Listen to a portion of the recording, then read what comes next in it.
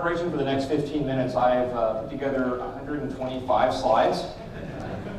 I'm a former university professor, so I figure you all are used to that.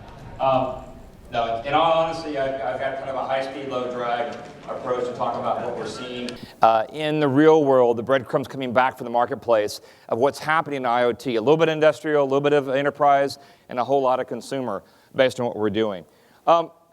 First, let me tell you what we do at Argus Insights. We actually analyze the Internet of Humans to understand what's happening with the Internet of Things. And we do that by collecting data from around the world, from public sources, consumer reviews, social media, things of that sort. And we analyze that data to help people understand who's winning, who's losing, and why, so they can report on those results and then actually take action. Some people call it actionalytics. I haven't figured out why that's appropriate just yet. And one of the things that comes from this is actually it allows us to predict where markets are going. This is some work we did for a client in the handset business, in which our metrics plus their sales numbers meant that we actually could predict their unit volumes 8 weeks into the future with some pretty good statistics for those of you who remember what a p-value is. What this means is that the way we look at markets is incredibly predictive of where consumers are taking them.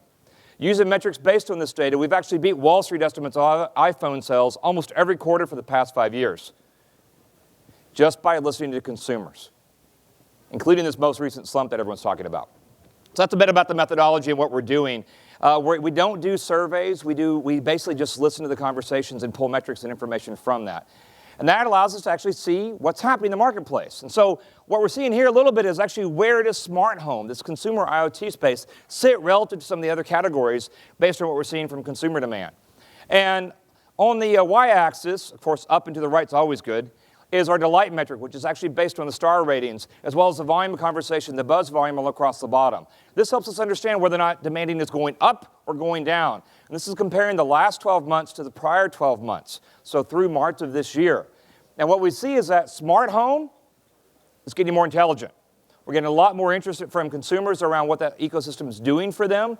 Even as we see tablets and laptops slow down, we're seeing smart home and wearables actually increase, not only in demand from consumers, but also the overall performance of the experiences.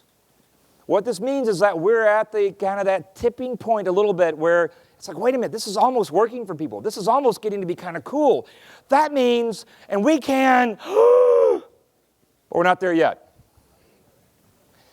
You see that spike right there? This is actually the buzz volume of the different categories: lighting, thermostats, plugs, switches, all this kind of stuff, all across the board. That spike is Alexa. Can I get a show of hands? How many people here have an Amazon Echo? How many of you asked Alexa for the weather before they came here today? Right, we're in California, you don't have to ask for weather, but there's clouds, moisture. So Amazon, by accident, entered into the smart home ecosystem. And now they are the most talked to, the most talked about interface to the home. And we see that happening in the data. But what we also see is that year over year, getting rid of that spike from Amazon, we're seeing an increase overall across all the categories as more and more people are dipping their toe into the ecosystem, understand what is working and what is not. And this is based on the consumer reviews of devices. So this is the DIY, the do-it-yourself. We also pull in data from the do-it-for-me's, from the service providers, and increasingly we're seeing people explore do-it-with-me kind of categories. So, time for a lot more data. When we look at it, they're all moving up and to the right with a few exceptions. There's some frustrations on consumers in smart locks, smart lights, and the switches and plugs category.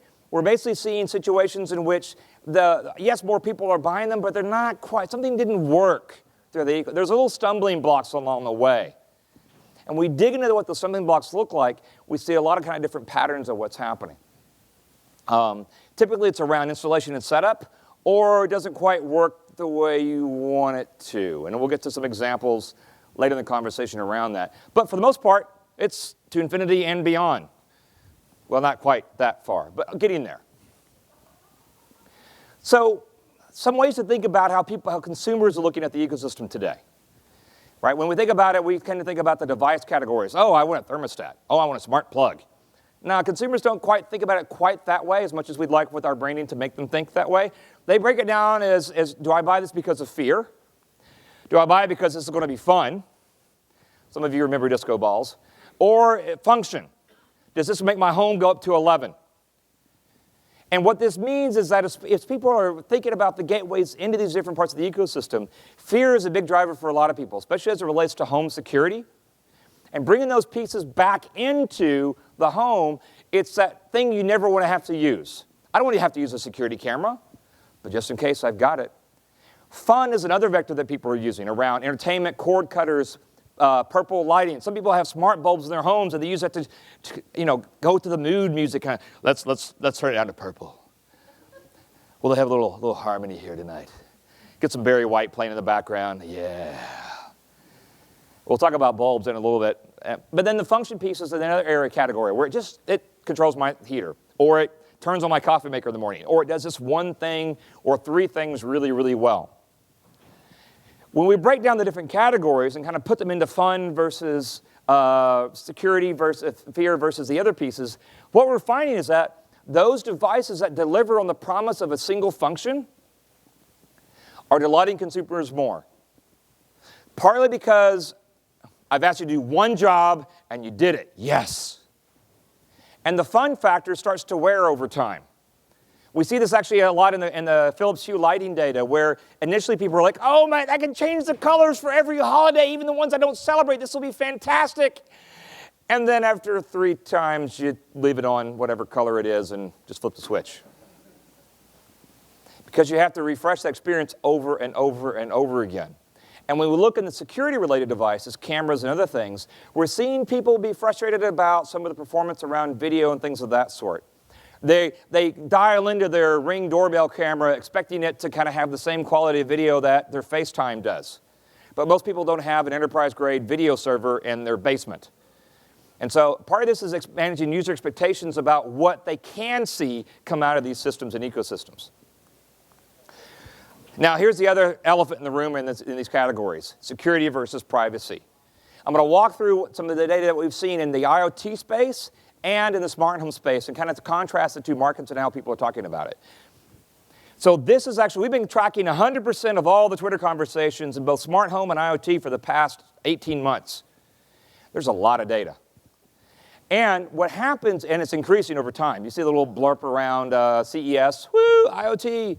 What's interesting is that as more and more people engage, both from an outbound conversation, look, we have an IoT strategy, and inbound, what's happening, what can we be doing, we start to see different categories kind of pop into play. And one of the things we pull from the data is what are the attitudes and conversations around, oops, that's actually not what, oh, that was smart home. Let me go back. Yeah, that's smart home data. Within smart home, even as the conversation's going up, the conversations around security are going down. And they show up more than privacy. And when we dig in the details of data, especially on the consumer side, the reason they're more concerned about security than privacy, what we see from the conversations is, I want to protect my assets, but I don't care if you see my assets. It's about protecting my home and my family and my finances and things of that sort. I don't care if you can see if we're home, just don't do anything about it. I don't care if you know how many kids we have, just don't do anything about it. I don't care if you know that we have pictures that are maybe inappropriate to share with family, just don't do anything about it. So it's all about how do you prevent action from taking place? How do you secure your environments and anything else? And it's going down. Now, is this because we all sign up with Facebook and share a social graph with everyone anyway? Maybe. But part of it is really around how do we protect the assets that we hold dear and dear to our heart, our families, our homes, our finances, et cetera. And it's overall, in terms of percentage of the conversation, it's dropping over time too. And so it's now below 10%. But still, 1 in 10 conversations in smart home mention security. So it's still important to people. Now, IoT, broadly, this is anyone talking about Internet of Things. And we did a report, it's free on the website, a couple weeks ago, talking about within that IoT what's top of mind. It's big data, it's wearables, it's smart grid, it's all these different categories. But when you look at the security and privacy piece, whoops, did I somehow not miss that? Oh my goodness. Oh, and maybe later in the conversation. When you look at the security and privacy piece, it's actually increasing over time within the IoT conversation. IoT, especially when you look at the industrial IoTs that we just heard about from GE, security is a big deal. It is a top of mind issue across the board. Again, privacy is about 10% of the overall volume of security. Same kind of conversations. Protect our assets more than It's okay to have knowledge, just don't do anything with that knowledge that would hurt me or my family or my company or my turbines. Because that's like, last thing you want to have is a denial of service attack in your engines 30,000 feet over Utah. So that's one of the things we're seeing in that space. When we dig into the details around how these ecosystems are put together, one of the things we look at is actually the gap between the device conversations and the app conversations. And so what you're seeing across the top are all the reviews around the devices. Mostly pretty happy customers. Not as grumpy as some of the other markets we looked at earlier. The bottom bubbles, the size of the bubble again is the volume of conversation, are the apps. Which meaning, when you get the device, you get it installed, yes, I didn't break my Wi-Fi when I put it in my Nest thermostat. This is fantastic. Then you go to use the app, the thing that you use every day to actually control the experience, and it starts to fall off a little bit. We start to lose control of that. And that gap is another opportunity in the smart home ecosystem in which the promise of the experience is actually not being delivered in many cases. Now, it differs based on who's actually doing it, whether it's the cable company or whether it's a service provider, or whether it's the device manufacturer. But that gap does exist across the board. And here's an example actually from Philips Hue. Anyone have Philips Hue light bulbs in their home? A few of you. Are they set to purple? Okay, good. People love the light bulbs. They love it. They hate the app. And part of it, when you dig in the details of the data, is a connectivity issue. It's how do you pair, because it has to talk to the gateway, which talks over Zigbee to the bulb and then comes back and around, and you're like, can I just use a switch?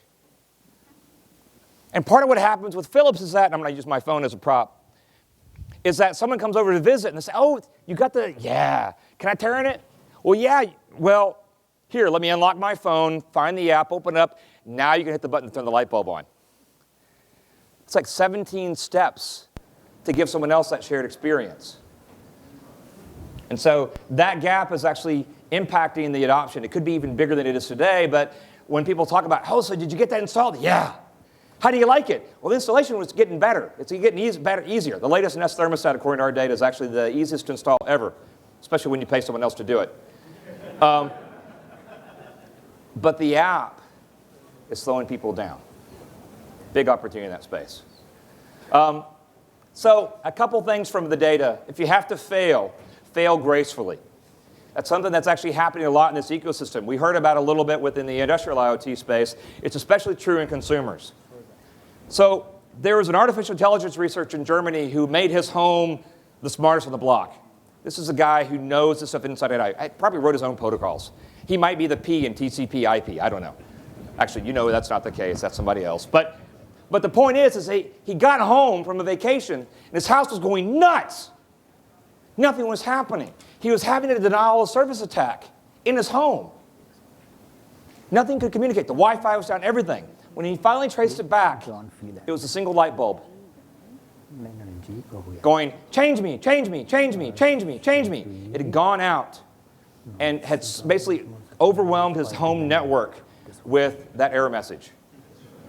Over and over and over and over again. So no Netflix, no Breaking Bad, none of that stuff that was coming into his home could do anything anymore. The other one is some of you may remember, it was a high-profile issue in January. A lot of Nest customers in the East Coast woke up at 4 o'clock in the morning and seeing their breath. Something happened with the connectivity back to the home office, and it was going ping, ping, ping, ping, ping, and the battery eventually died. And so I had a situation where, because it was so reliant on reaching out to the cloud, when that connectivity went down, the thermostat died.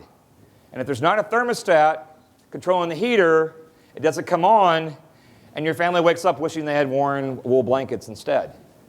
This happened all across the eastern seaboard in January of this year. So when you think about smart home ecosystems, understanding how they can fail gracefully is absolutely critical. And some of that means don't rely too much on the cloud. Some of that means how do you bring some intelligence back home? Because if you think about smart home 2.0, because there's at least 7 others happened before this, we'll call it 2.0 today. Everything that we put in our homes today, it's actually the home's not smart, the cloud's smart. We've made our homes into sensor networks for other people to apply intelligence to. And the next opportunity is how do we bring that intelligence, as the last speaker talked about, to the edge? And that edge means in the home, to actually bring intelligence to the home. The other thing that comes up is this notion of multi-user environments. So most smart homes today assume that this is your multi-user environment app, right? We already talked about the issue with the light bulb because at the end of the day, that's the most easy to use interface for multi-user environments, right? Easy to use, no learning curve. When people come over, you don't have to say, well, this is our new light switch. Well, I'm going to teach you how to use it. This is the new one. Alexa's changing the way the ecosystem's working today. And there's a huge opportunity to take advantage of that. And they've gone with a community garden rather than a walled garden approach. And they use an interface that we've all used from a very early age. My parents used a voice interface with me. John, take out the garbage. John, feed the chickens. Alexa, what's the weather today? It's a natural interface for us to use in these multi-user environments in a way that doesn't require us to pull out another device, go through 6 lock screens, and then say, make my lights purple. So with that, the future of this market is tremendously bright. And I don't mean that as a bad light bulb pun, I'm sorry. But there's some opportunities here to really accelerate the growth of that. It's how do you create systems that fail gracefully and safely? How do you design for these multi-user environments because the home is multi-user in most cases? Close that gap between the promise of the devices and the reality of the apps. Move from that notion of sensing and control to agency and action inside your home. How do we bring intelligence to the home itself? And although fear and fun drive purchase, that focused function drives the growth because that's where the happiness is today. And community gardens are outperforming the kind of the walled gardens. And of course, security is trumping privacy right now. Take care of people's stuff. And that's really it.